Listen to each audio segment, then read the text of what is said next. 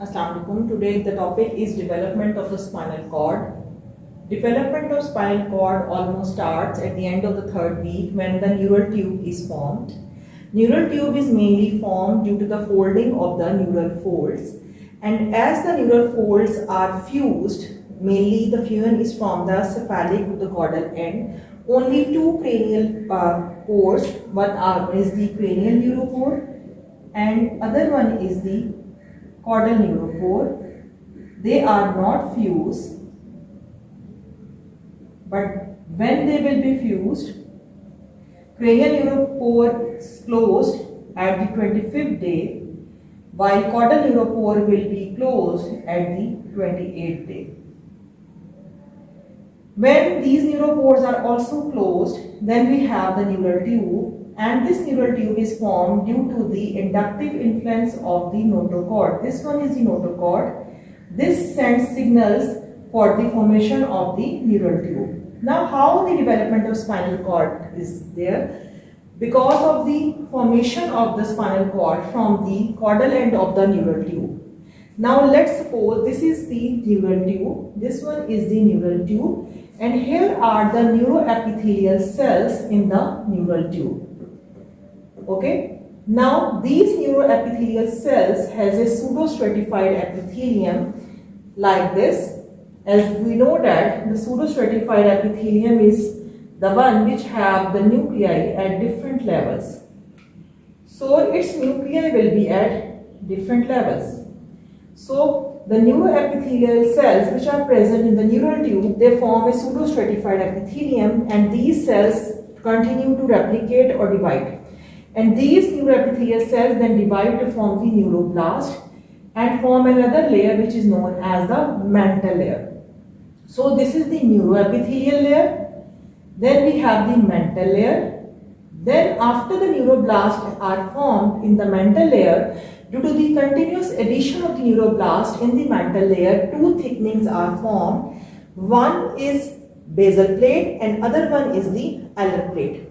Basal plate contains mainly motor areas and the alar plate is sensory in nature. We also have the roof plate and the floor plate. Roof plate is cranially and floor plate is caudally. These plates don't contain neuroepithelial cells. These are just the site for the passage of the nerve fibers.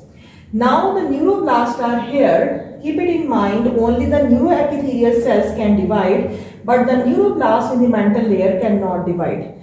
So the neuroblast, then the process from the neuroblast will come outside and form another layer which is known as the marginal layer. So this was the first layer of the spinal cord, neuroepithelial layer. Then we have the mantle layer, and the last one is the marginal layer. This one is the marginal layer as I have mentioned here.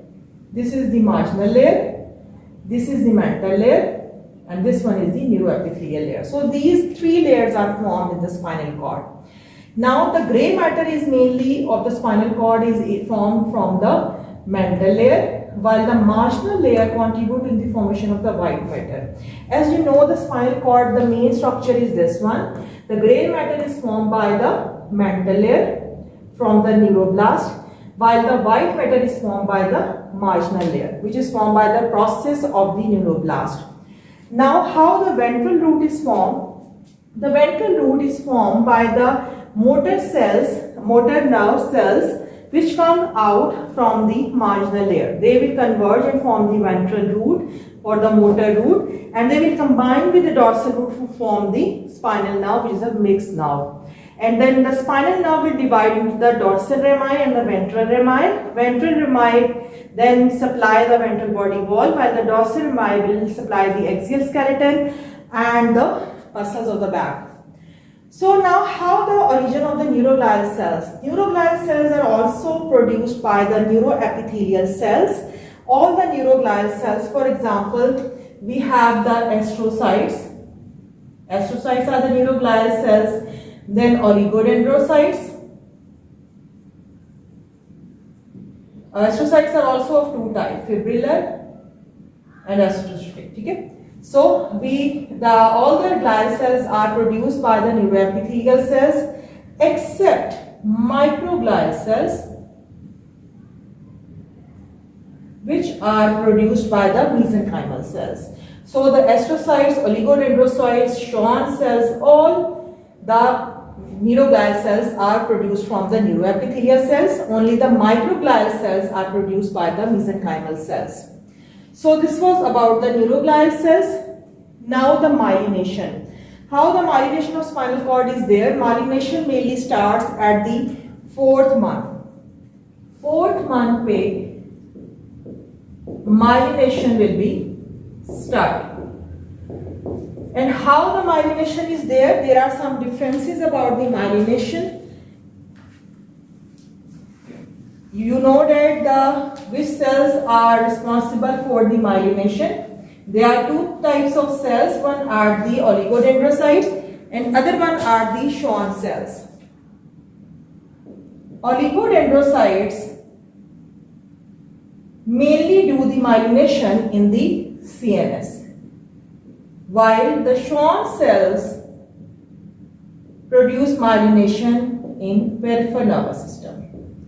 So, central nervous system, in the central nervous system, oligodendrocyte, one oligodendrocyte can myelinate up to 50 nerve fibers, while in case of peripheral nervous system, the one Schwann cell can myelinate only one nerve fiber. This is the difference, this is the main difference in this myelination. And at the 4th month, this myelination will start and the tracts will be get myelinated when they start their function.